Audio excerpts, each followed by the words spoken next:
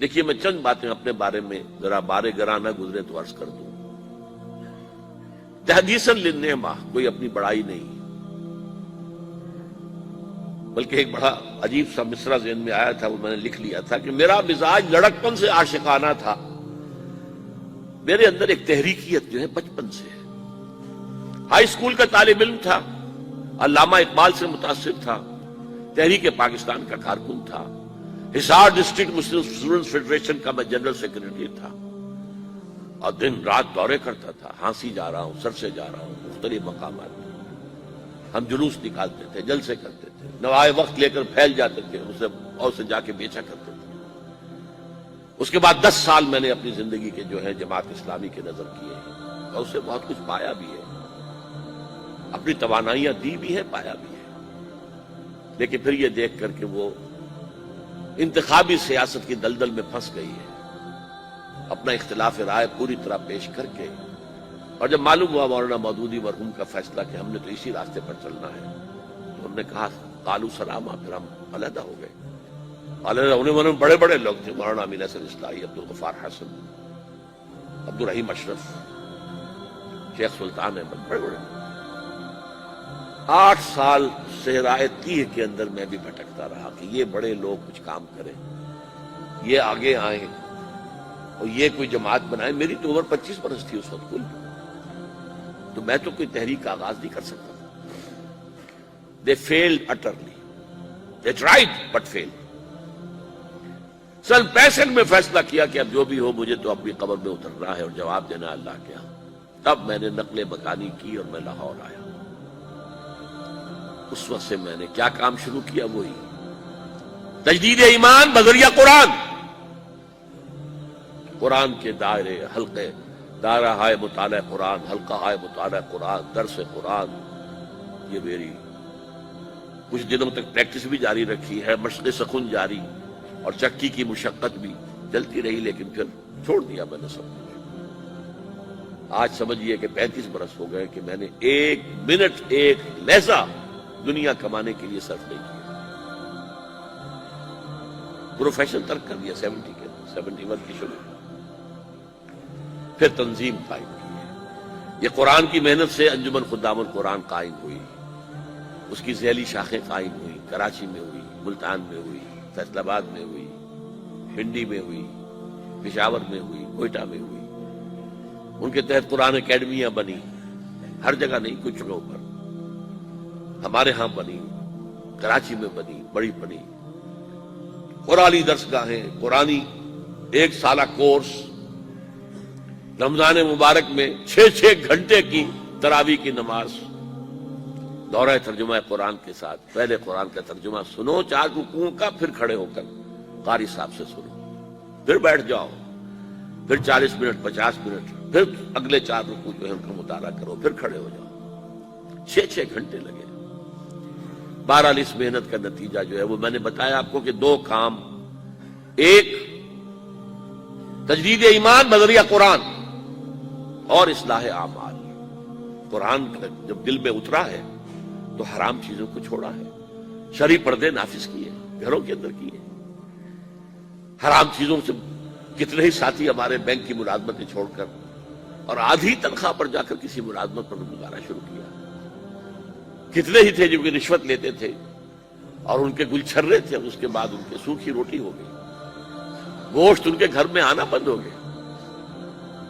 یہ سب کچھ ہوا ہے، ہو رہا ہے. رفتار کم ہے لیکن ہو رہا ہے. یہ نہ سمجھی کہ ہے نہیں، ابھی نظر نہیں آ رہا ہے لیکن ہو رہا ہے.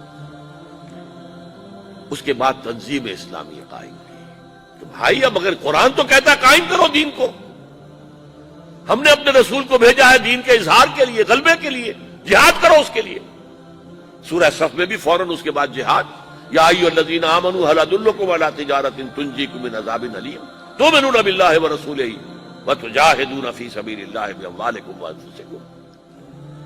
اور سورہ صف میں تو جو سخت آیت آئی ہے، اے نبی ان سے کہہ دیجئے قل ان کان آباؤکم وابناؤکم واخوانکم وازواجکم وعشیرتکم واموال اقترفتموها وتجارۃ تخشون کسادها ومساکن ترضونها احب الیکم من اللہ ورسولہ وجہاد فی سبیلہ فتربصوا حتی یأتی اللہ بامرہ واللہ لا یہدی القوم الفاسقین۔ اے نبی کہہ دیجئے، اے لوگوں، اگر تمہیں اپنے باپ اور بیٹے اور بھائی اور بیویاں یا بیویوں کے لیے شوہر اور رشتہ دار اور وہ مال جو تم نے بڑی محنت سے جمع کیے ہیں اور وہ کاروبار جو تم نے بڑی محنت سے جمائے ہیں اور اندیشہ رہتا ہے کہ کہیں کساد بازاری نہ ہو جائے، اور وہ محل جو تم نے تعمیر کیے ہیں، جو حویلیاں بنائی ہیں جو تمہیں بہت محبوب ہیں، اگر ان 8 چیزوں کی محبت اللہ اور اس کے رسول اور جہاد کی محبت سے بڑھتی ہے، اگر زیادہ ہے تو جاؤ دفعہ ہو جاؤ، انتظار کرو یہاں تک کہ اللہ اپنا فیصلہ سنا دے۔ اور اللہ ایسے فاسقوں کو، ناہنجاروں کو زبردستی ہدایت نہیں دیتا۔ تو آؤ بھائی اب اٹھو، قرآن تو یہ کہہ رہا، قرآن پڑھا ہے تو اب اس قرآن کی پکار پر لبیک کہو، لہذا اس پر بھی تنظیم اسلامی ہم نے قائم کی ہے۔ بہرحال 1965 سے جو میں نے لاہور آ کر کام شروع کیا، اب یہ 2005 ہے، پورے 40 برس مجھے ہو چکے ہیں۔ اگرچہ ایکٹیوسٹ کی حیثیت سے تو میں اپنے زمانہ طالب علم سے ہوں، اور درس قرآن تو میں نے میڈیکل کالج کا طالب تھا تب سے شروع کر دیا تھا، لیکن یہ تو میرے 35 سال جو ہے 40 برس اس کام میں لگے ہیں۔ اب میں آپ سے تعاون مانگتا ہوں، من انصاری اللہ، بلکہ میں اس سے آگے بڑھ کر کہتا ہوں من انصارنا اللہ۔ اب چونکہ جماعت ہے، تنظیم ہے، اب میں اکیلا نہیں ہوں۔ گئے دن کے تنہا تھا میں انجمن میں، یہاں اب میرے رازداں اور بھی ہیں، ساتھی ہیں میرے، ایک قافلہ چھوٹا سا ہی چل رہا ہے۔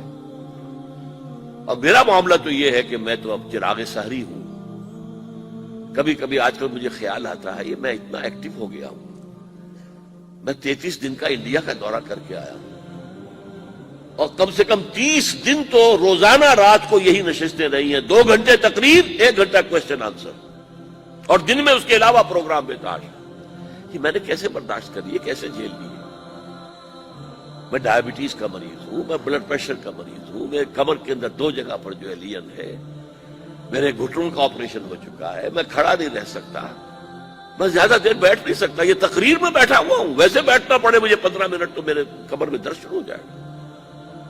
اس حالت میں مجھے کچھ نہیں ہوتا، کوئی شے مجھے جو ہے پریشان نہیں کرتا، لیکن ویسے تو میں 15-20 منٹ بھی بیٹھوں گا تو میری کمر میں تکلیف ہو جائے گی، کھڑا رہنا تو ممکن ہی نہیں ہے، بیٹھ کر نماز پڑھ رہا ہوں۔ تو میرا خیال ہوا یہ چراغ سحری جیسے چراغ بجھنے سے پہلے بھڑکتا ہے، شاید یہ کیفیت میری ہے، واللہ عالم۔